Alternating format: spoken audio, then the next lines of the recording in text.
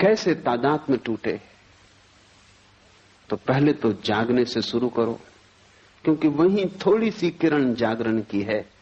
स्वप्न से तो तुम कैसे शुरू करोगे, मुश्किल होगा। और सुसुप्ति का तो तुम्हें कोई पता नहीं, वहां तो सब होश खो जाता है। जागृत से शुरू करो। साधना शुरू होती है जागृत से, वो पहला कदम। फिर दूसरा कदम है स्वप्न, और तीसरा कदम है सुसुप्ति। और जिस दिन तुम तीनों कदम पूरे कर लेते हो, चौथा कदम उठ जाता है। वो चौथा कदम है तुरीयावस्था, वो सिद्धावस्था है। जागृत से शुरू करो, क्योंकि वही रास्ता है, इसलिए उसको जागृत कहा है। वो जागृत है भी नहीं, क्योंकि कैसी जागृति जब तुम वस्तुओं में खोए हुए हो और अपने प्रति तुम्हें कोई भी होश नहीं। इसको क्या जागरण कहना, नाम मात्र को जागरण है, लेकिन इसको जागृत कहा है। ठीक जागृत तो हमने बुद्ध पुरुषों को कहा है, लेकिन ये जागरण है इस अर्थ में कि इसमें थोड़ी सी संभावना जागने की है। तो पहले तुम जागरण से शुरू करो। भूख लगे, भोजन देना, लेकिन इस स्मरण को साधे रखना कि भूख शरीर को लगती है, मुझे नहीं। पैर में चोट लगे तो मलहम पट्टी करना, अस्पताल जाना, दवा लेना, लेकिन भीतर एक जागरण को साधे रखना कि चोट शरीर को लगी है, मुझे नहीं। इतने स्मरण को रखने से ही तुम पाओगे कि 99% पीड़ा तिरोहित हो गई। 99% पीड़ा इतना होश रखने से ही तिरोहित हो जाती कि जो चोट लगी है वो मुझे नहीं। इतना बोध भी तत्क्षण तुम्हारे दुख को विसर्जित कर देता है। 1% बची रहेगी, क्योंकि ये बोध पूरा नहीं है। जिस दिन बोध पूरा हो जाएगा, उस दिन समग्र दुख विसर्जित हो जाता है। बुद्ध ने कहा है, जागृत पुरुष का दुख निरोध हो जाता है। तुम उसे दुख नहीं दे सकते, तुम उसके हाथ पैर काट सकते हो, तुम उसकी हत्या कर सकते हो, तुम उसे आग में जला सकते हो, लेकिन दुख नहीं दे सकते, क्योंकि प्रतिपल जो भी घट रहा है वो उससे अलग है। तो जागने से शुरू करो। रास्ते पे चलना जरूर, लेकिन ध्यान रखना कि तुम नहीं चल रहे हो, शरीर ही चल रहा है। तुम कभी चले भी नहीं। तुम चलोगे कैसे? आत्मा का कोई पैर है कि वो चल सके? आत्मा का कोई पेट है कि उसे भूख लग सके? आत्मा की कोई भी वासना नहीं है, सभी वासना शरीर की। आत्मा निर्वासना है, इसलिए न चलती है, न चल सकती है। तुम्हारा शरीर ही चल रहा है। इसे जब तक होश रहे संभालने की कोशिश करो। धीरे धीरे धीरे एक बड़ा अनूठा आह्लादकारी अनुभव होगा कि रास्ते पर तुम चलते हुए अचानक किसी दिन पाओगे कि तुम्हारे भीतर दो हिस्से हो गए। एक चल रहा है और एक नहीं चल रहा है। एक भोजन कर रहा है और एक नहीं भोजन कर रहा है। उपनिषद कहते हैं, एक ही वृक्ष पर बैठे हैं दो पक्षी। ऊपर का पक्षी शांत है, न हिलता न डुलता, न रोता न हंसता, न आता न जाता, बस बैठा है शांत। नीचे का पक्षी बड़ा बेचैन है, इस डाल से उस डाल पर उछलता है, इस फल को पकड़ता है, उसको पकड़ता है, बड़े सपने देखता है, बड़ी दौड़ धूप करता है। वो दोनों पक्षी तुम्हारे भीतर है। वो जो वृक्ष है वो तुम हो। एक तुम्हारे भीतर पक्षी है जो कभी हिला डुला नहीं, जो बस बैठा देख रहा है। उस पक्षी को हमने साक्षी कहा है। जीसस ने कहा है, एक ही बिस्तर पर तुम सोते हो, उसमें एक मरा हुआ है और एक सदा जीवित, और एक सदा से मरा हुआ है और एक सदा जीवित रहेगा। वो बिस्तर तुम ही हो। जब रात तुम बिस्तर पे सोते हो तो एक उसमें मुर्दा है और एक उसमें शाश्वत चैतन्य है। पर फर्क करना, फासला करना, कठिन श्रम, उद्यम की जरूरत है। तो पहले तो तुम दिन से कोशिश करो। सुबह जब उठते हो, जब पहली किरण आती है होश की, तभी से तुम साधने की कोशिश करो। हजारों प्रयास करोगे तब कहीं एक प्रयास सफल होगा। पर एक भी सफल हो जाए तो तुम पाओगे कि हजारों साल भी मेहनत करनी महंगी नहीं थी। क्योंकि एक क्षण को भी तुम्हें यह पता चल जाए कि जो चल रहा है वो तुम नहीं, जो रुका है वो तुम हो, जो वासना से भरा है वो तुम नहीं, जो सदा निर्वासना है वो तुम हो, जो मरण धर्म है वो तुम नहीं, जो अमृत का स्रोत है वो तुम हो। एक क्षण को भी इसका पता चल जाए तो एक क्षण को भी तुम महावीर या बुद्ध हो जाओ या शिवत्व को उपलब्ध हो जाओ तो तुमने महासंपदा का द्वार खोल लिया। फिर यात्रा सरल है। स्वाद के बाद यात्रा बड़ी सरल है, स्वाद के पहले ही सारी कठिनाई है। दिन से शुरू करो, और अगर तुमने दिन से शुरू किया तो तुम धीरे धीरे सफल हो जाओगे, स्वप्न में भी। गुरुजीएफ इस सदी का एक बहुत बड़ा गुरु, महागुरु, वो अपने साधकों को पहले तो दिन में होश रखना सिखाता था, फिर स्वप्न में होश रखना सिखाता था।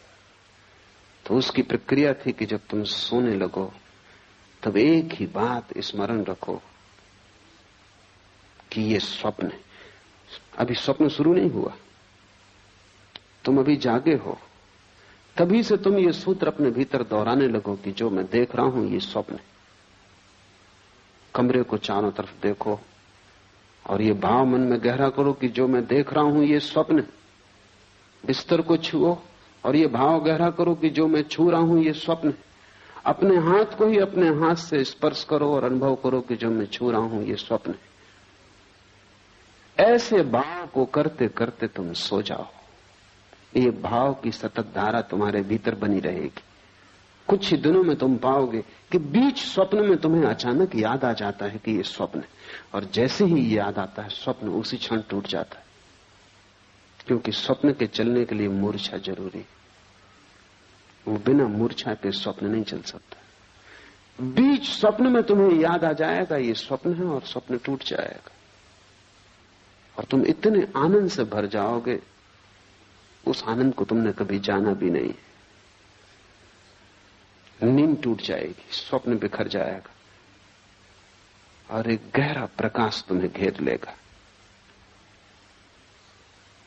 ज्ञानी पुरुष के स्वप्न तिरोहित हो जाते, क्योंकि नींद में भी वो स्मरण रख पाता है कि ये स्वप्न है। भारत ने इसके बड़े अनूठे प्रयोग किए। शंकर वेदांत में सारे जगत को माया की जो धारणा है वो इसी का एक प्रयोग है। सन्यासी को 24 घंटे स्मरण रखना है कि जो भी हो रहा है सब स्वप्न है। जागते भी, रास्ते से गुजरते, बाजार में बैठे हुए भी स्मरण रखना है कि जो भी है सब स्वप्न है। ये क्यों? ये एक प्रयोग है, एक प्रक्रिया है, एक विधि है। अगर तुमने 8 घंटे जागते में स्मरण रखा कि जो भी हो रहा है ये स्वप्न है, तो ये स्मरण इतना गहरा हो जाएगा कि जब रात स्वप्न भी चलेगा तब तुम वहां भी याद रख सकोगे, वहां भी तुम याद रख सकोगे कि ये स्वप्न। अभी तुम याद नहीं रख पाते। अगर ठीक से समझो तो अभी भी तुम उल्टे अर्थों में यही कर रहे हो। 24 घंटे जब तुम जागते हो तब तुम समझते हो जो भी देख रहा हूं ये सत्य है। इसी प्रतीति के कारण रात सपने को देख के भी तुम समझते हो कि जो मैं देख रहा हूं वो सत्य है, क्योंकि ये प्रतीति गहरी हो जाती। सपने से झूठा और क्या होगा। और तुमने कितनी बार रोज सुबह उठ के नहीं पाया कि सपना झूठा है, व्यर्थ है, लेकिन फिर दोबारा तुम सोते हो और फिर वही भूल होती। क्यों ये भूल बार बार होती? इस भूल के पीछे कोई बहुत गहरा कारण होना चाहिए। वो कारण ये है कि तुम जो भी देखते हो जागृत में उसको तुम समझते हो ये सत्य। जब सब कुछ देखा हुआ तुम सत्य मानते हो तो रात तुम सपने को देखते हो, उसको तुम असत्य कैसे मानोगे? उसको भी तुम सत्य मान लेते हो। इससे उल्टा प्रयोग माया का है। तुम जो भी देखते हो उसे दिन भर स्मरण रखते हो कि यह असत्य, बार बार भूलते हो, फिर याद को संभालते हो, फिर स्मरण लाते हो कि यह असत्य है। ये सब जो मैं देख रहा हूं चारों तरफ एक बड़ा नाटक है, और मैं दर्शक से ज्यादा नहीं। मैं भोगता नहीं हूं, करता नहीं हूं, सिर्फ साक्षी हूं। इस भाव को अगर तुम संभालते हो तो इसकी भीतर धारा बन जाती। तब रात सपना टूट जाता है, और जिसका सपना टूट गया उसकी बड़ी उपलब्धि है। जब सपना टूट जाए तो फिर तीसरा चरण उठाया जा सकता है।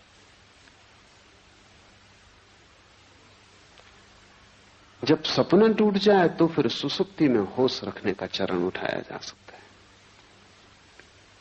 लेकिन तुम्हें अभी बहुत कठिनाई होगी, सीधा उस प्रयोग को करना संभव नहीं, एक एक कदम उठाना पड़े। जब सपना टूट जाता है तब दृश्य कोई भी नहीं रह जाता। दिन में आंख खोल के तुम चलते हो, तुम कितना ही मानो कि जो देख रहे हो वो माया है, तो भी दृश्य तो बचेगा। तुम कितना ही, शंकर भी कितना ही कहते हो कि माया है, तो भी दीवाल से तो निकलेंगे नहीं, निकलेंगे तो दरवाजे से ही। कितना ही कहते हो सब माया है, कंकड़ पत्थर तो नहीं खाएंगे, खाएंगे तो भोजन ही। कितना ही कहते हो माया है, फिर भी तुम होगे तभी बोलेंगे, तुम नहीं होगे तो नहीं बोलेंगे। इसलिए बाहर के जगत के साथ तुम कितनी ही मान्यता को गहन कर लो कि ये माया है, बाहर का जगत तो बना रहेगा, मिट नहीं जाएगा। कोई पत्थर मारेगा फेंक कर तो सिर टूटेगा, खून बहेगा, तुम दुखी मत होगे, तुम पीड़ा नहीं लोगे, तुम कहोगे सब माया है, तुम अपने को दूर रखोगे, लेकिन फिर भी घटना तो घटेगी। लेकिन स्वप्न में एक अनूठी बात है, वो बिल्कुल माया है, इसलिए वहां एक अनूठा प्रयोग हो जाता है। जैसे तुम समझते हो कि सपना माया है, सपना खो जाता है, दृश्य विलीन हो जाता है। और जब दृश्य विलीन हो जाता है तभी दृष्टा के प्रति आंख जा सकती। जब तक दृश्य मौजूद रहता है तब तक तुम बाहर ही देखते हो, क्योंकि दृश्य आकर्षित करता रहता है।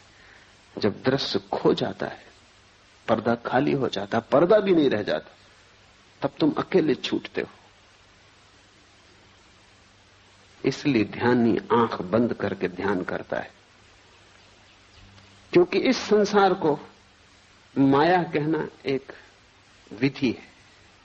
ये संसार वास्तविक है, ये तुम्हारे सोचने पर निर्भर नहीं। अगर ये स्वप्न भी है तो ब्रह्म का है, ये तुम्हारा स्वप्न नहीं है। लेकिन तुम्हारे निजी सपने हैं, वे रात में घटते हैं। इसलिए बड़ी क्रांतिकारी घटना तो तब घटती जब तुम निजी स्वप्न को तोड़ देते हो। आकाश खाली हो जाता है, वहां देखने को कुछ नहीं बचता। नाटक समाप्त हुआ, घर जाने का वक्त आ गया। अब तुम करोगे भी क्या बैठे बैठे? इस घड़ी में अचानक आंख मुड़ती है, क्योंकि बाहर कुछ भी खोजने को नहीं रह जाता, देखने को नहीं रह जाता, सोचने को नहीं रह जाता, कोई दृश्य नहीं बचता। तो जो ऊर्जा दृश्य की तरफ जाती थी वो स्वयं की तरफ मुड़ती। स्वयं की तरफ मुड़ती हुई ऊर्जा ही ध्यान है। और जैसे ही स्वयं की तरफ मुड़ती तब तुम सुसुप्ति में भी होश रख सकते हो, क्योंकि तुम तो होते हो। संसार नहीं होता सुसुप्ति में, स्वप्न नहीं होता सुसुप्ति में, क्योंकि तुम दोनों को देखने में अटके थे, इसलिए सुसुप्ति में बेहोशी रहती थी। अब तुम्हारी अटक टूट गई, अब दृश्य से तुम्हारा कोई संबंध न रहा। अब दृश्य के बिना भी तुम हो सकते हो।